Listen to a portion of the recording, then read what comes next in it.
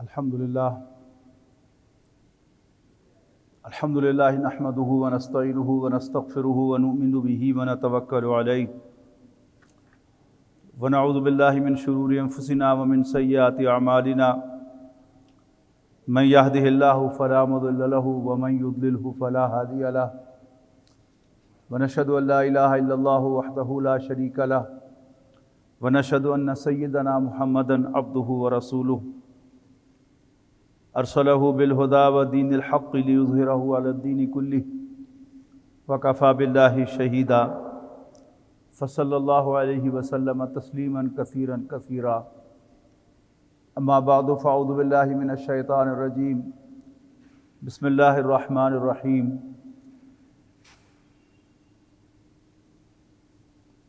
ان فی ذلک لآیہ وما کان اکثرهم مؤمنین وَإِنَّ رَبَّكَ لَهُوَ الْعَزِيزُ الرَّحِيمُ۔ ربیع الاول کی آمد ہے، اور ربیع الاول میں مسلمانوں کا یہ معمول رہا ہے سال ہا سال سے، صدیوں سے، کہ نبی اکرم صلی اللہ علیہ وسلم اور کی پیدائش اور آپ کے وصال کے حوالے سے اس مہینے میں سیرت النبی اکثر و بیشتر موضوع بنتی ہے، جمعے کے خطبات کا، عام تقاریر کا، مسلمانوں کے جلسوں کا اور گفتگوؤں کا، اور آج کے اس دور میں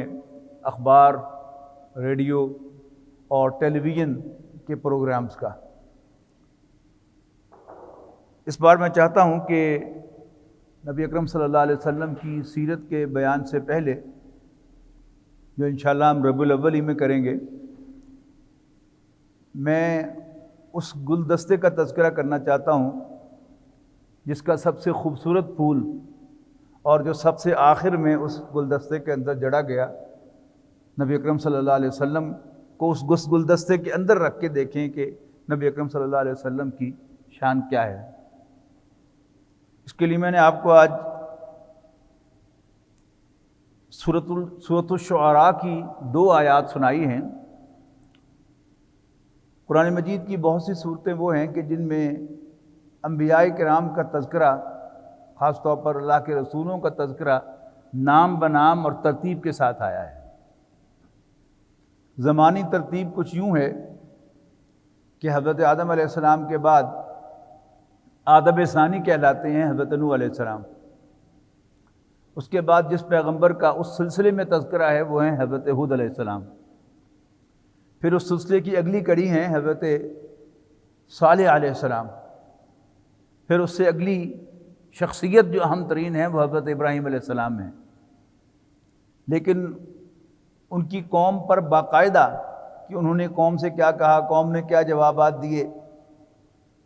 اور پھر ان قوم پر عذاب آیا، اس کا کوئی تذکرہ نہیں ہے۔ اس کے بعد ان کے بھتیجے ہیں حضرت لوط علیہ السلام، ان کا ذکر اہتمام کے ساتھ آتا ہے کہ وہ بھی ایک قوم کی طرف بھیجے گئے، اس قوم نے ماننے سے انکار کیا تو وہ قوم بھی ہلاک کر دی گئی۔ اس کے بعد حضرت شعیب علیہ السلام کا تذکرہ آتا ہے کہ جو اہل مدین کی طرف بھیجے گئے، انہوں نے بھی قوم کو دعوت دی، ان کی ایک خاص برائی بھی پوائنٹ آؤٹ کی، لیکن انہوں نے ماننے سے انکار کیا، وہ قوم بھی ہلاک کر دی گئی۔ اس کے بعد حضرت موسیٰ علیہ السلام کا تذکرہ تو قرآن مجید میں بار بار ہے۔ شاید ہی کوئی سپارہ آپ کو ایسا ملے گا جس میں اول تا آخر آپ پڑھیں تو اس میں حضرت موسیٰ علیہ السلام کا ذکر نہ ہو۔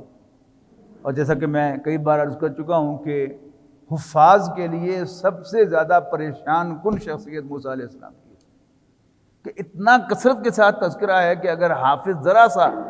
کنسنٹریشن لوز کرے تو 8-10 سپاروں کا جمپ جو ہے اس کا بائیں ہاتھ کا معاملہ ہے اس کے لیے، کہ ایک دم وہ اکھڑ جائے گا اور کہاں سے کہاں پہنچ جائے گا۔ اس کے بعد حضرت عیسیٰ علیہ السلام کا تذکرہ اس کثرت کے ساتھ نہیں ہے، لیکن زمانی اعتبار سے اگلے جو اہم پیغمبر ہیں حضرت عیسیٰ علیہ السلام ہیں، اور پھر ان کی تشریف آوری کے تقریباً 600 سال کے بعد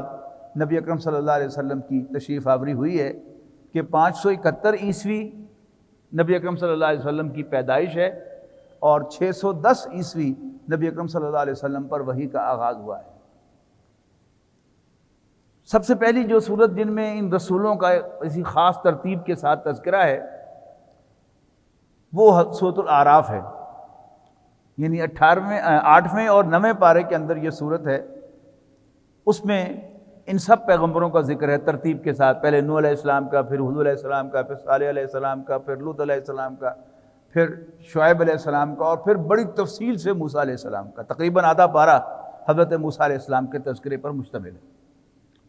اس کے بعد سورہ ہود ہے، اس میں بھی یہی ترتیب ہے،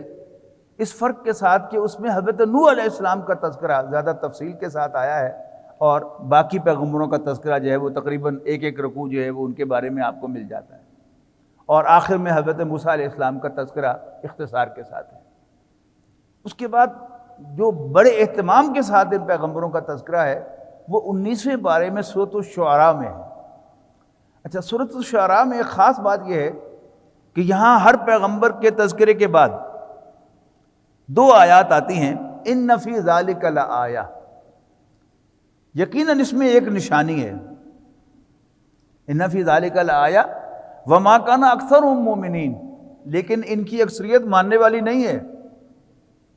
اب وہ نشانی ایک تو ہے نا اللہ تعالیٰ کی وہ نشانیاں کہ جو اس کائنات میں پھیلی ہوئی ہیں، وفی الارض آیات للموقنین، یقین رکھنے والوں کے لیے نشانیاں ہیں آسمان و زمین میں ہر طرف پھیلی، وفی انفسکم، اور خود تمہارے اندر بھی اللہ کی نشانیاں ہیں۔ تو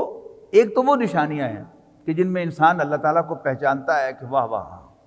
اس کی کاریگری کو اپریشیٹ کرتا ہے، اس کے علم کو اپریشیٹ کرتا ہے، اس کی حکمت کو اپریشیٹ کرتا ہے، اور اس کی یہ ارینجمنٹ کو اپریشیٹ کرتا ہے۔ یہ دوسری قسم کی نشانیاں ہیں۔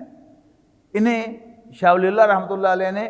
تذکیر بایام اللہ کہا ہے، اللہ کے بڑے بڑے دنوں سے نصیحت۔ تذکیر نصیحت کو کہتے ہیں، یاد دہانی، نصیحت، کہ اللہ تعالیٰ کے بڑے بڑے دنوں کے تذکرے سے انسانوں کو نصیحت کرنا۔ یعنی دیکھو نوح علیہ السلام کی قوم کے ساتھ کیا ہوا، دیکھو ہود علیہ السلام کی قوم کے ساتھ کیا ہوا، دیکھو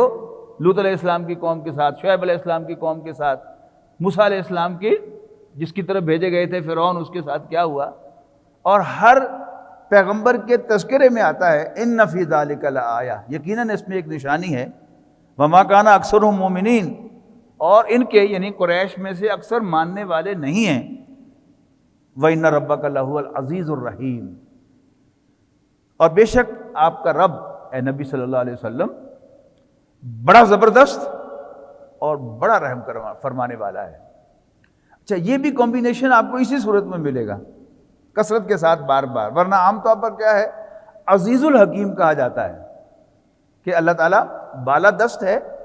حکمت والا ہے، یعنی اپنی بالادستی، اپنی سپریمیسی، اپنا آل مائٹی ہونا وہ حکمت کے ساتھ ایکسرسائز کرتا ہے۔ لیکن یہاں ایک اور راز کی بات کہی گئی ہے کہ اللہ تعالیٰ کا مائٹ،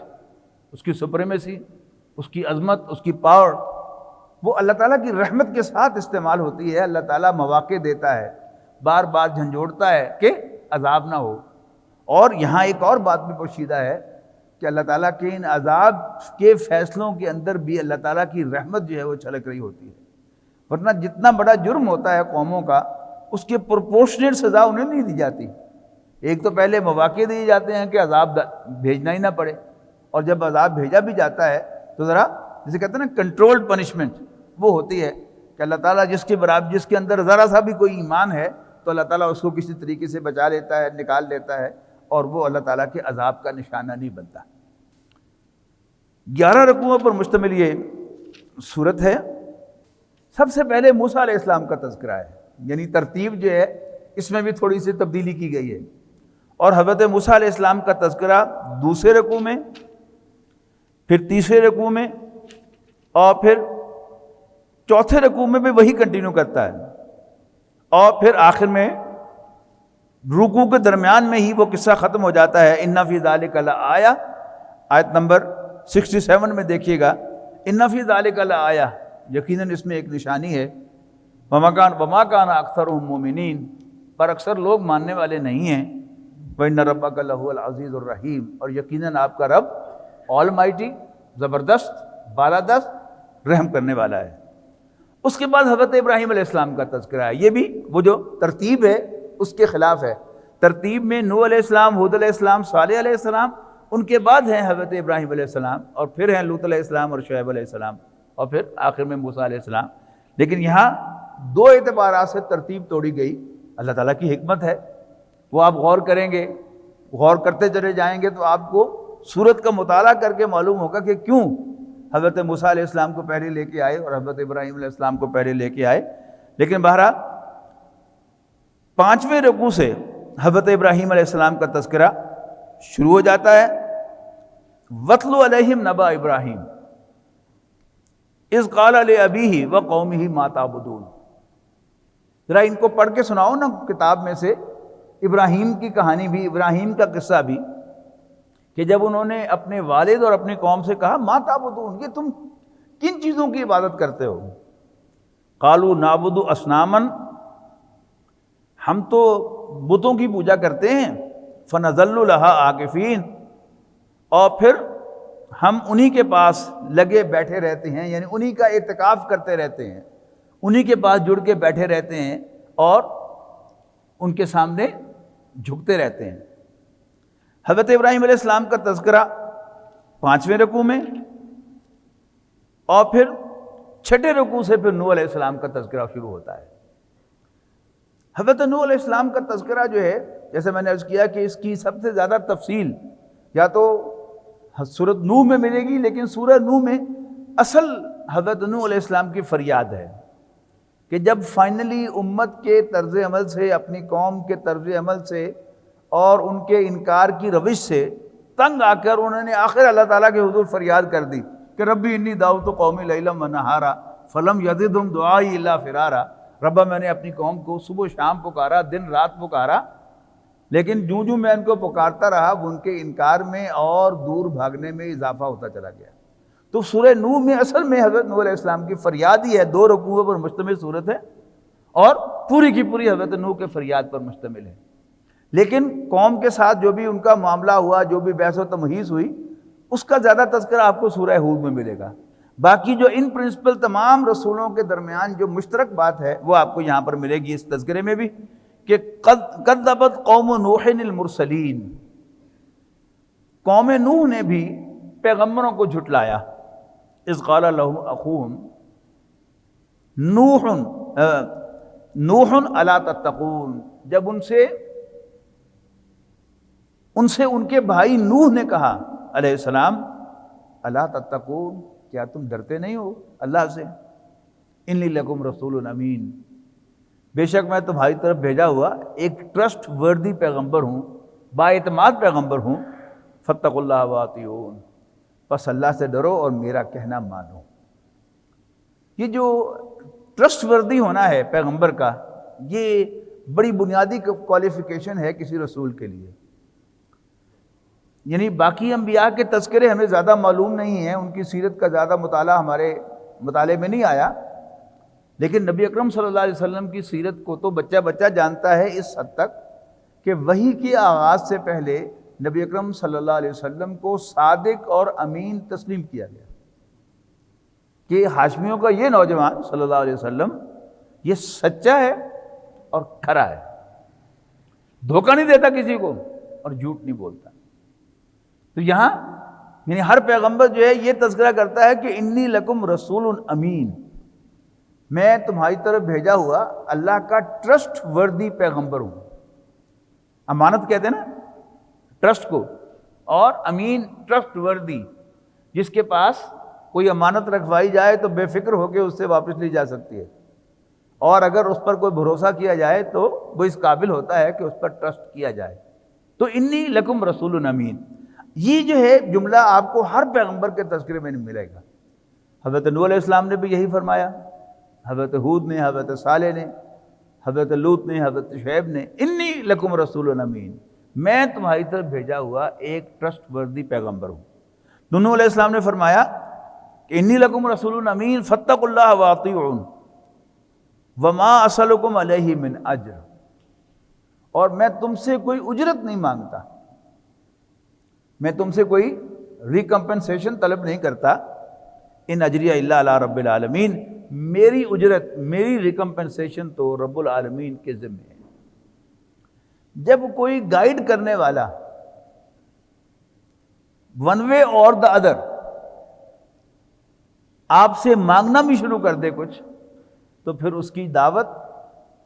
اس کی تبلیغ، اس کی نصیحت بے اثر ہو جاتی ہے، جس کا ہم تجربہ دیکھتے ہیں کہ بس کے اندر کوئی صاحب سوار ہوئے،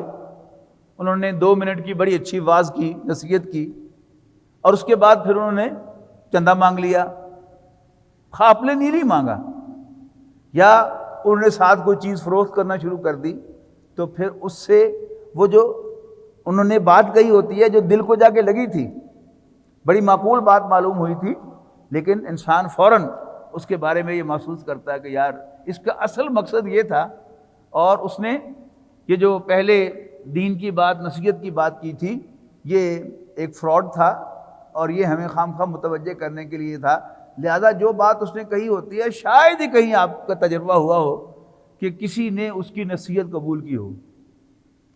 اس کے مقابلے میں کوئی شخص آئے اور آپ کو کوئی واضح نصیحت کرے، یا کسی گلی میں کسی چوک پہ کھڑا ہو جائے اور اونچی آواز سے آپ کو اللہ کی طرف بلائے،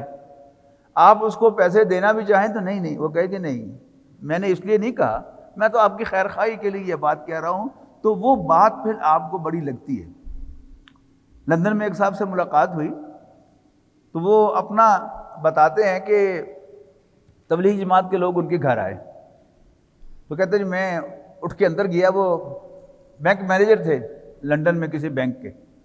تو کہتے ہیں میں اٹھ کے اندر گیا اور چیک لا کے آ کے میں ان کو دے دیا، انہوں نے مجھے فوراً واپس کر دیا، انہوں نے کہا ہم پیسے لینے کے لیے نہیں آئے۔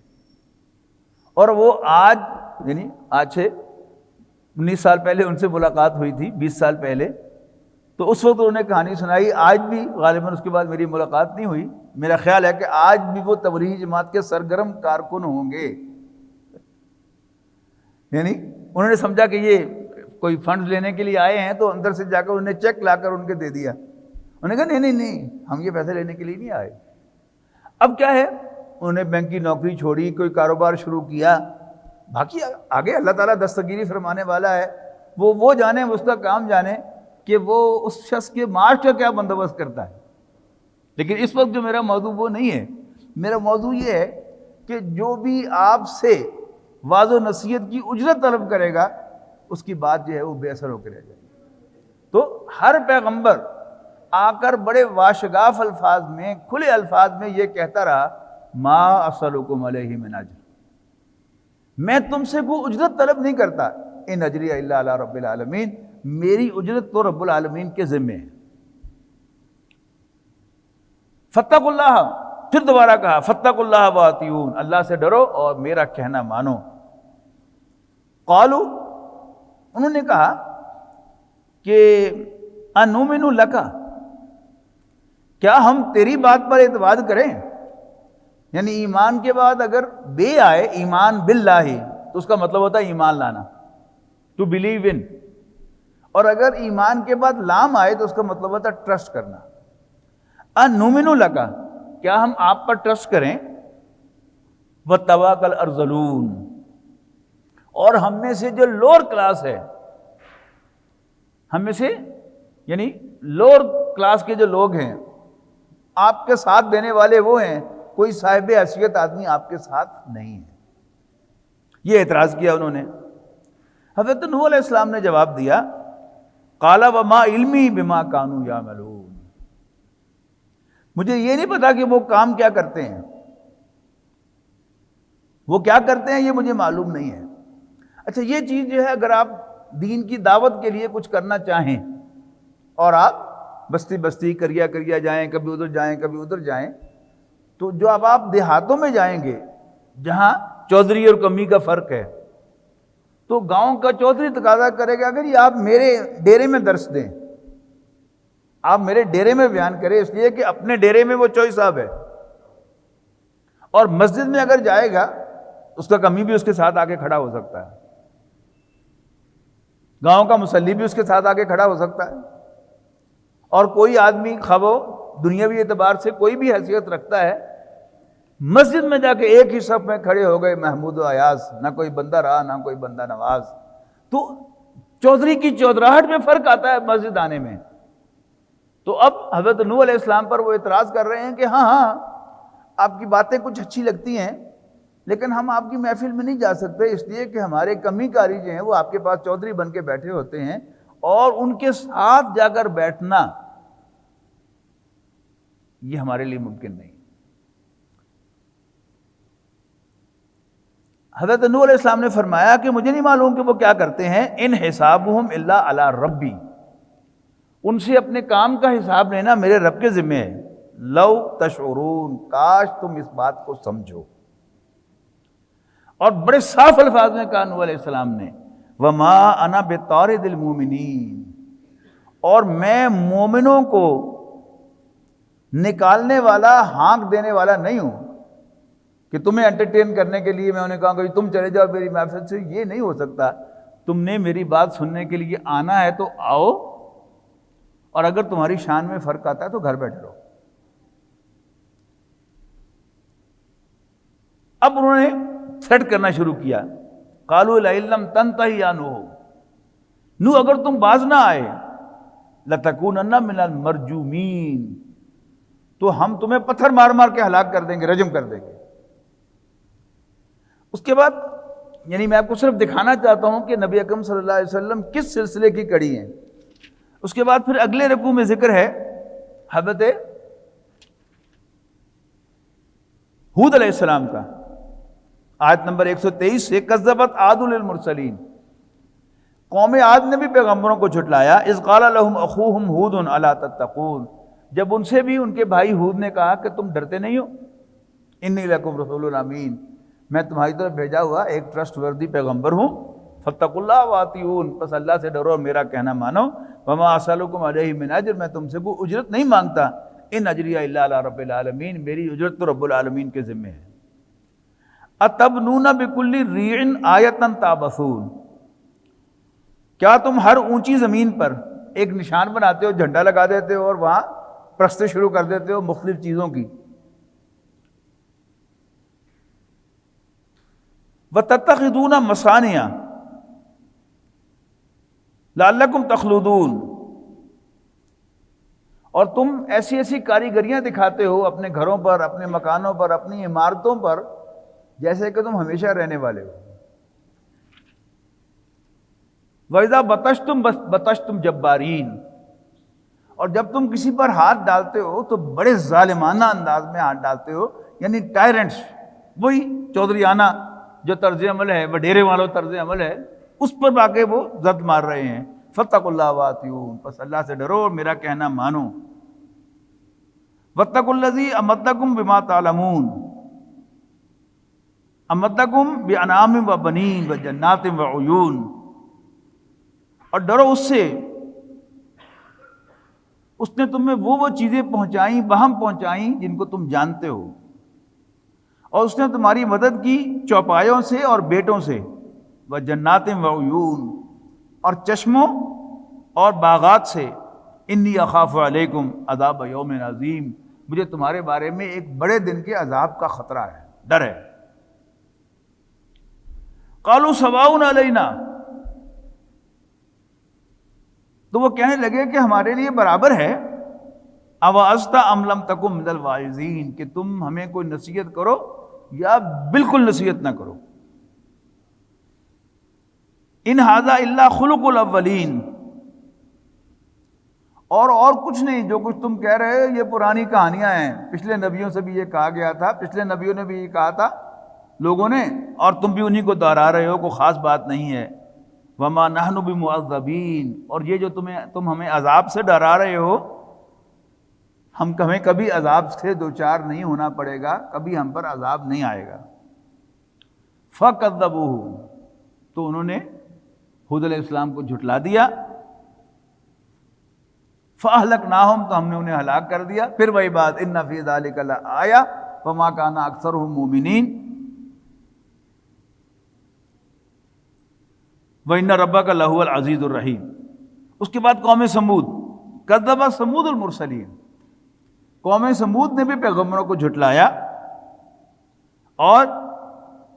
اذ قال لهم اخوهم صالح، جب ان کے بھائی صالح نے، حضرت صالح علیہ السلام نے ان سے کہا الا تتقون، تم ڈرتے نہیں ہو؟ انی لکم رسول امین، میں تمہاری طرف اللہ کا ایک بھیجا ہوا ٹرسٹ وردی پیغمبر ہوں، فاتقوا اللہ واطیعون، پس اللہ سے ڈرو، میرا کہنا مانو، وما اسألکم علیہ من اجر، اور میں تم سے کوئی اجرت نہیں مانگتا، ان اجریہ الا علی رب العالمین، میری اجرت رب العالمین کے ذمہ ہے۔ اب ان کی خاص بات کیا تھی کہ یہ پہاڑوں کو کارو کرنے کے بڑے ماہر تھے، یعنی آج جو مشینری ہمیں اویلیبل ہے وہ نہیں تھی، اور یوں سمجھیے کہ وہ ہتھوڑی چھینی سے وہ پہاڑ کو تراش تک پہاڑوں کے اندر گھر بناتے تھے، تو آج کی زبان میں کہیں تو بم پروف گھر تھے ان کے، لیکن یہ سارے پروف شروف جو ہیں اللہ کے مقابلے میں تو کوئی حیثیت نہیں رکھتے۔ اب یہ کہیں پرانی کسی کتاب میں یا تفسیر میں شاید آپ کو تصویر مل جائے گی ان کے گھروں کی کہ کس طرح پہاڑوں کے اندر کارو کر کے انہیں گھر بنائے ہوئے تھے، اور بڑا سیکیور فیل کرتے تھے کہ ہم پر عذاب کیسے آ سکتا ہے۔ اب ان کے ساتھ کیا ہوا، حضرت صالح علیہ السلام نے بھی ان سے وہی بات کہی اور فرمایا اتترکون فیما ہاہنا آمنین، کیا چھوڑے رکھیں گے تم کو یہاں کی چیزوں میں بے کھٹکے، فی جنات و عیون، چشموں اور باغوں میں، وزروع اور کھیتیوں میں، ونخل طلعها حضیم اور کھجوریں جن کے گچھے بڑے ملائم ہوتے ہیں، وتنحتون من الجبال بیوتا فارہین، اور تم پہاڑوں کو کاٹتے ہو، کارو کرتے ہو ان کے اندر سیکیور گھر بنانے کے لیے، بلا تکلف، فاتقوا اللہ واطیعون، اللہ سے ڈرو اور میرا کہنا مانو، ولا تطیعوا امر المسرفین، اور حد سے بڑھنے والے سرداروں کا کہنا نہ مانو۔ یہ ایک بڑی خاص شخصیت تھے حضرت ہود علیہ السلام کہ اللہ تعالیٰ نے اپنی عام سنت کے برعکس اس قوم کے سرداروں نے جب کارنر ہو گئے تو کہا کہ سالے وہ جو پہاڑ ہے نا، اس پہاڑ میں سے ایک اونٹنی برآمد کر کے دکھاؤ کہ جو پریگننٹ ہو اور باہر آتے ہی بچے کو جنم دے دے، تو ہم تمہیں رسول مان لیں گے، بس جھگڑا ختم ہو جائے گا۔ حضرت صالح علیہ السلام نے اللہ تعالیٰ سے دعا کی اور اللہ تعالیٰ نے ایگزیکٹلی ان کے تقاضے کے مطابق حضرت صالح علیہ السلام کو معجزہ عطا کر دیا۔ اب ذہن میں رکھیے گا کہ نبی اکرم صلی اللہ علیہ وسلم کو بھی جب قریش نے، یعنی بالکل سخت لفظ میری زبان پر آ رہا ہے، بالکل مجبور کر دیا اللہ تعالیٰ سے خواہش رکھنے پر، دعا نہیں کی آپ صلی اللہ علیہ وسلم نے، لیکن اللہ تعالیٰ کو تو دل کی راز معلوم ہے نا کہ یا اللہ میں تیرا سچا رسول ہوں، تو جیسے کہہ رہے ہیں تو کر سکتا ہے تو دکھا دے۔ تو سورۃ انعام میں بڑے سخت الفاظ میں نبی اکرم صلی اللہ علیہ وسلم سے کہا گیا ہے کہ ہماری حکمت میں تو یہ نہیں ہے، ان دیر انٹرسٹ، وہ جو اس صورت میں بار بار آ رہا ہے نا عزیز الرحیم، کہ اللہ تعالیٰ آل مائٹی ہے لیکن رحم کرنے والا بھی ہے، لیکن ہم پر قدرت بھی ہے ہمیں اس بات کی کہ ہم ان کے مطابق نشانی دکھا دیں۔ نشانی وہ کیا مانگ رہے تھے قریش نبی اکرم صلی اللہ علیہ وسلم کے مخاطبین، کہ تم کہتے ہو کہ میرے پاس فرشتہ آتا ہے، ہم نے تو کبھی دیکھا نہیں، تم کہتے ہو کہ یہ کلام اللہ کا کلام ہے، ہمارے پاس ثبوت کیا ہے؟ ہمارے سامنے کوئی فرشتہ آسمان سے اترے ہاتھ میں کتاب لیے ہوئے اور وہ ہمارے سامنے وہ کتاب تمہیں ڈلیور کرے اور ہم ہاتھ لگا کے دیکھیں کہ ہم کوئی خواب نہیں دیکھ رہے، کتاب ہے واقعی، پھر ہم مانیں کہ تم اللہ کے رسول ہو۔ یا گو دا ادر وے راؤنڈ، ہمارے سامنے خالی ہاتھ آسمان پر چڑھ کے دکھاؤ اور کچھ دیر کے بعد ہاتھ میں کتاب لیے ہوئے واپس آؤ، تو ہم مان لیں گے کہ تم اللہ کے رسول ہو اور وہ کتاب اللہ کی کتاب ہے۔ تو ایسا معلوم ہوتا ہے کہ نبی اکرم صلی اللہ علیہ وسلم کے دل میں بھی خیال آیا کہ ہو جائے تو کیا حرج ہے۔ سورہ انعام میں بڑے سخت الفاظ میں کہا کہ ہماری حکمت کے خلاف ہے، اگر ہم یہ معجزہ دکھائیں گے ایز پر دیئر ڈیمانڈ تو پھر یہی سنت جو صالح علیہ السلام کی قوم پر پوری ہوئی، قوم سمود پر، اس کے مطابق پھر بھی یہ مانیں گے نہیں تو پھر عذاب آئے گا ان پر، لہذا ہم عذاب نہیں بھیجنا چاہتے، لہذا یہ دکھانا بھی نہیں چاہتے۔ اور آپ اگر بہت زیادہ ایگر ہو گئے ہیں تو آپ آسمان پر سیڑھی لگا لیں یا زمین میں سرنگ لگا کر ان کو لا کے نشانی دکھا دیں، ہمیں نہیں دکھانی۔ تو تو انہوں نے کیا کیا، حضرت صالح علیہ السلام سے تقاضا کیا، جیسا تقاضا کیا تھا وہ ہو گیا۔ اچھا، اب وہ ان کی ڈیمانڈ کے مطابق نشانی آ گئی، انہوں نے ماننا تو تھا نہیں، لہذا نہیں مانا انہوں نے۔ ان کا خیال تھا کہ نہ صالح یہ کر کے دکھائیں گے علیہ السلام اور ہمارے پاس بھی جواز ہوگا، تم نے نشانی تو دکھائی کیوں نہیں، ہم کیوں مانیں، ہم نہیں مانتے۔ لیکن اب وہ اونٹنی ان کے لیے عذاب بن گئی۔ عام اونٹنی تو نہیں تھا، وہ اللہ کی نشانی تھی۔ تو وہ جب چرنے پہ آتی تھی تو کھیتوں کے کھیت چر کے پورے گاؤں کا جو ہریابل تھی اس کو چٹ کر جاتی تھی، اور پانی پینے پہ آتی تھی تو گھاٹ کے گھاٹ پی کر وہ خالی کر دیتے تھے۔ بڑے تنگ آئے، صالح علیہ السلام کے پاس آئے سردار کہ بھائی، وہ اسے صالح کی اونٹنی کہتے تھے کہ بھائی تمہاری اونٹنی سے ہم بڑے تنگ ہیں، تو کوئی باری بنا لو، ایک دن تمہاری اونٹنی چرے اور ایک دن ہمارے جانور چریں، اور ایک دن تمہاری اونٹنی پانی پیے اور اگلے دن ہمارے جانور پانی پیے۔ لیکن وہ اونٹنی کچھ چھوڑے گی تو اگلے دن ہوگا۔ اب انہیں فیصلہ کیا کہ اس کی جان لے لی جائے۔ تو صالح علیہ السلام نے انہیں وارننگ دی کہ خبردار، یہ اللہ کی اونٹنی ہے، اس کو برے ارادے سے ہاتھ بھی نہ لگانا، مارے جاؤ گے۔ اب وہ بڑے پریشان، اب بیچ بیچ میں تو ان کو پتا تھا کہ حضرت صالح علیہ السلام نے وہ نشانی بھی ان کی ڈیمانڈ کے مطابق دکھا دی تھی۔ عوام الناس کو بے شک نہ پتا ہو، لیکن سرداروں کو سب چانن ہوتا ہے کہ یہ شخص ہے، یہ سچا رسول ہے۔ نبی اکرم صلی اللہ علیہ وسلم کی سیرت میں واقعہ آتا ہے، سورہ آل عمران میں اس کا تذکرہ ہے کہ نجران سے عیسائیوں کا ایک وفد آیا تھا رسول اللہ صلی اللہ علیہ وسلم سے ذرا ڈیبیٹ کرنے کے لیے حضرت عیسیٰ علیہ السلام کے بارے میں، اور یہی ہے شان نزول سورۃ آل عمران کی کہ نبی اکرم صلی اللہ علیہ وسلم کو حضرت مریم اور حضرت عیسیٰ علیہ السلام کے بارے میں یعنی پہلے سے بریف کیا گیا کہ ایسے حضرت عیسیٰ علیہ السلام کی پیدائش ہوئی، یہ ہوا، یہ ہوا، یہ ہوا۔ سورہ مریم میں پہلے مکی صورتوں میں آ چکی تھی، اب دوبارہ اس کو ریپیٹ کیا گیا حضور صلی اللہ علیہ وسلم کو ذرا تیار کرنے کے لیے۔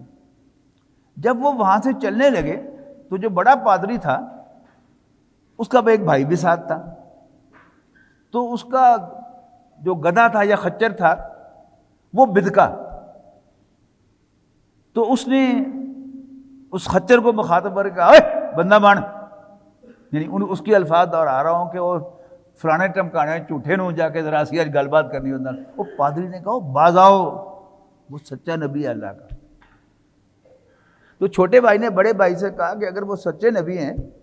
تو پھر ہم یہ کیا کرنے جا رہے ہیں وہاں پر؟ اس نے کہا کہ یہ ساری جو ہماری شان و شوکت ہے یہ ہمیں عیسائیت کی وجہ سے ملی ہوئی ہے، اور آپ کو شاید اندازہ نہیں ہے کہ پادری کو یورپ کے اندر جو فیسلٹیز ہیں، اس کو جو مراد حاصل ہیں، اس کا ہم تصور بھی نہیں کر سکتے۔ جو لوگ ویسٹ میں رہتے ہیں وہاں ٹیکسز کا جو نظام ہے، یعنی جو بھی اب اس میں جو مسلمان ائمہ ہیں وہ بھی فائدہ اٹھا رہے ہیں، لیکن جو کلرجی ہے، ریلیجس جو بھی وہاں پہ امام ہیں یا پریسٹ ہیں یا ربائی ہیں، ان کو ٹیکس فری ریزیڈنس جو ہے وہ ہوتی ہے، یعنی ریزیڈنس جو ہے ان کو پرووائڈ کرتا ہے ادارہ، اور کسی شخص کو اگر ریزیڈنس جو ہے وہ ان کی امپلائر پرووائڈ کرتا ہے تو ٹیکس اس کا کاٹا جاتا ہے اس کے اگینسٹ۔ لیکن جو کلرجی ہے، جو مذہبی رہنما ہے، ان کا جو ٹیکس فری ریزیڈنس ہوتی ہے۔ یہ ایک میں آپ کو بتا رہا ہوں، باقی ان کو کیسے کیسے ان کے آپ لباس دیکھیں، آپ ان کی ٹھاٹ باٹ دیکھیں تو آپ کو اندازہ ہوگا۔ تو اس نے کہا کہ یہ ساری جو ہماری شان و شوکت ہے یہ تو اسی وجہ سے ہے۔ تو سرداروں کو پتہ ہوتا ہے، لہذا وہ اندر سے ڈرتے تھے کہ واقعی یہ جو صالح علیہ السلام کہہ رہے ہیں کہ اس اونٹنی کو برے ارادے سے ہاتھ نہ لگانا، تو واقعی ہم پر عذاب آ جائے گا۔ ایک سردار جو تھا زیادہ باغی تھا، انہوں نے کہا چھڈو، میں نے بڑھاؤ تلوار، اور وہ اونٹنی سامنے سے آ رہی تھی، اس نے آگے بڑھ کر اس کی اگلی 2 ٹانگیں کاٹ دی۔ اب وہ ٹانگیں کاٹی جانی تھی کہ بس اللہ تعالیٰ کا عذاب آ گیا۔ اور وہ جو انہوں نے بم پروف گھر بنائے ہوئے تھے، ظاہر ہے اس پر آندھی بھی اثر نہیں کر سکتی، بارش بھی اثر نہیں کر سکتی۔ یہ 2 یعنی پرانی تاریخ میں یہ 2 تھے نا، حضرت نوح علیہ السلام پر بارش ہوئی اور ڈبو دیا، اور قوم عاد پر تیز آندھی آئی جس نے ان کو یعنی اٹھا کے پھینکا ادھر سے ادھر سے ادھر سے ادھر۔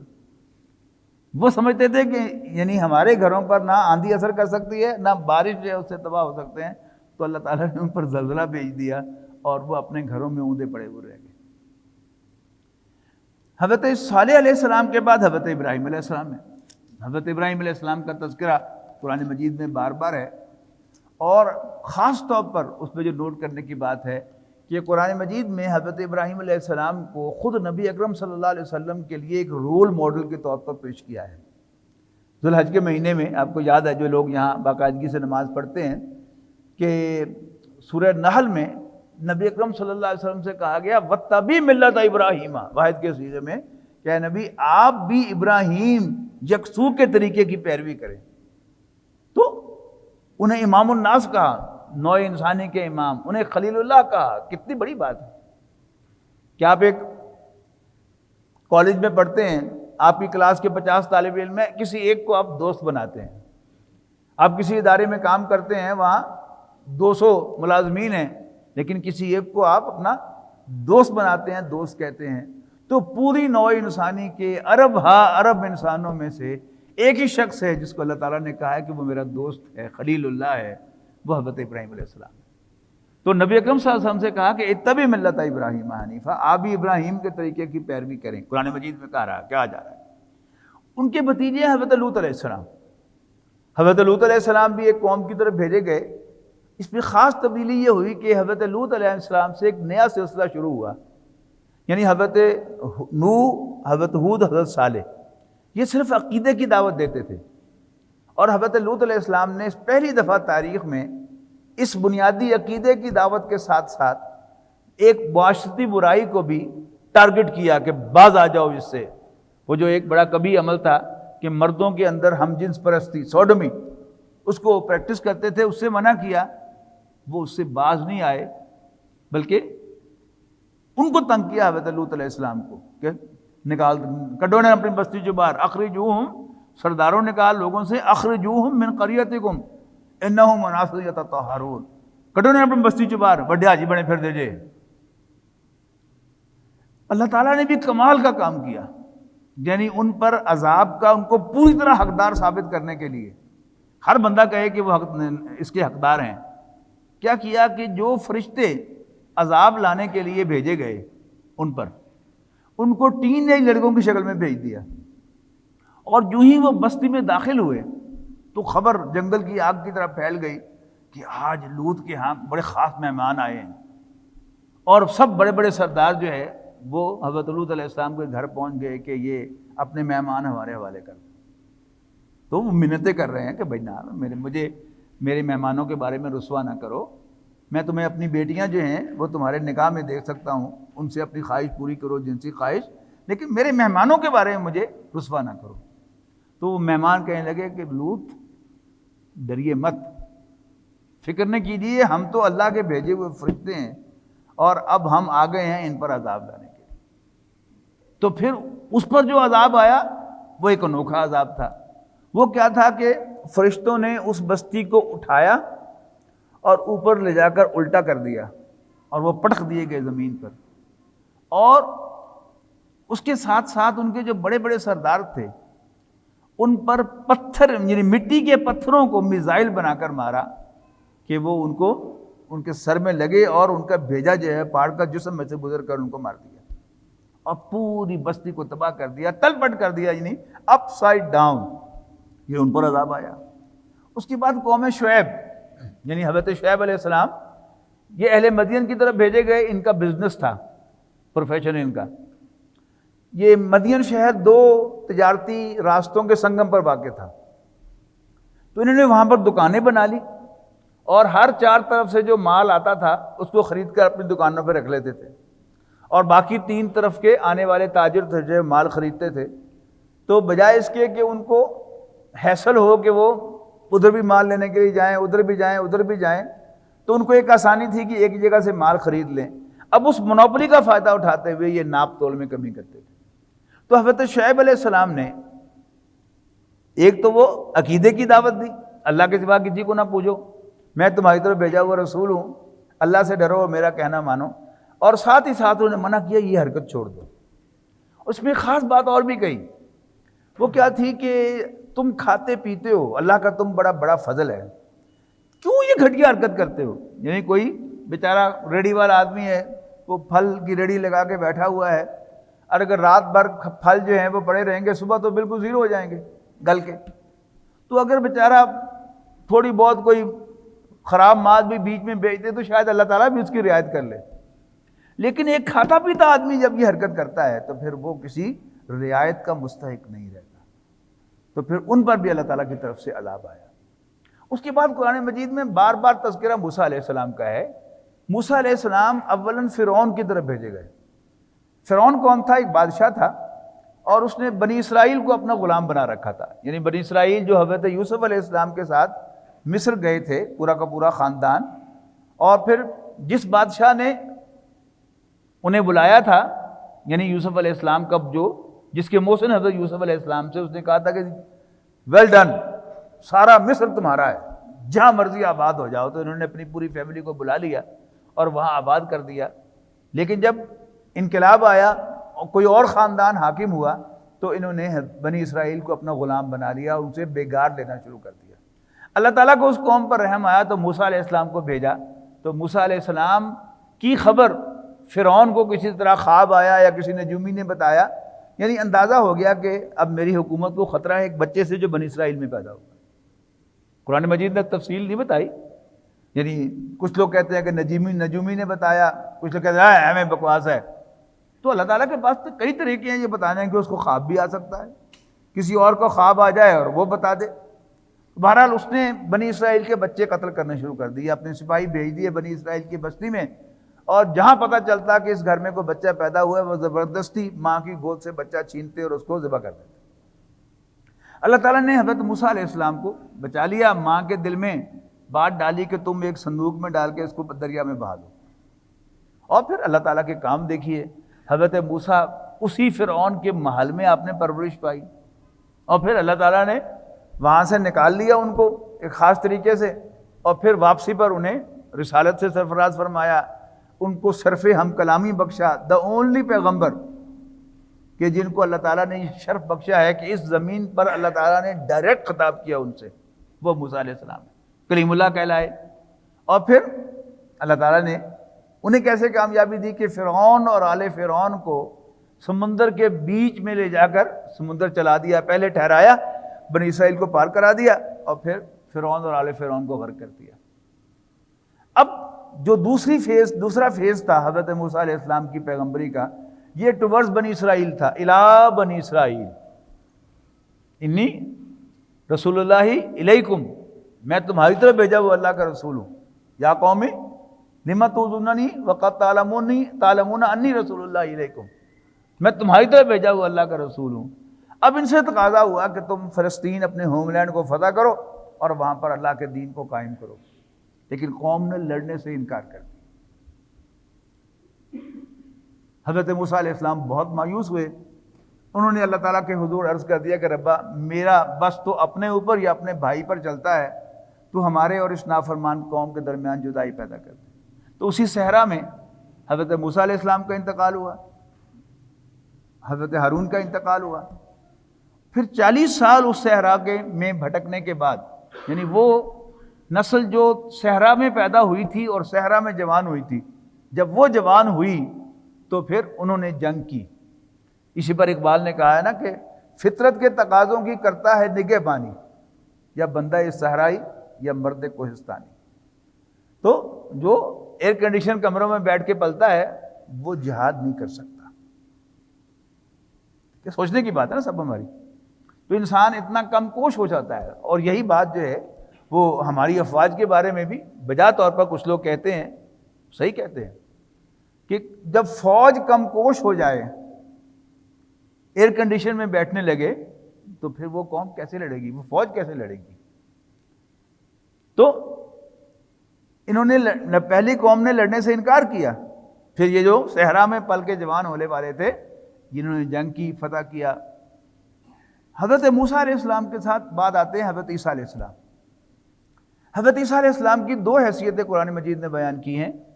نمبر 1، مصدق لما بین یدی من التوراۃ، تصدیق کرنے والا ہوں میں اس کی جو میرے سامنے تورات میں سے موجود ہے۔ دوسری وہ مبشرم برسول یاتی من بعد اسمہ احمد، میرے بعد ایک پیغمبر تشریف لانے میں والے ہیں، میں ان کی خوشخبری دینے کے لیے آیا ہوں، ان کا نام احمد ہوگا صلی اللہ علیہ وسلم۔ اور پھر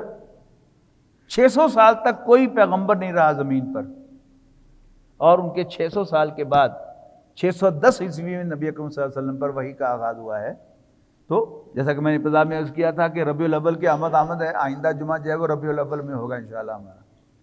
اور حسب سابق انشاءاللہ سیرت کا بیان ہوگا۔ تو آج میں نے چاہا کہ میں اس گلدستے کا تعارف آپ سے کرا دوں کہ جس کے سب سے اہم پھول نبی اکرم صلی اللہ علیہ وسلم تھے، کہ جن کی آمد سے پھر وہ گلدستہ مکمل ہوا۔ تو انشاءاللہ اس پر گفتگو آئندہ جمعہ کو ہوگی۔ بارک اللہ لی و لکم فی القرآن العظیم ونفعنی و ایاکم بالآیات والذکر۔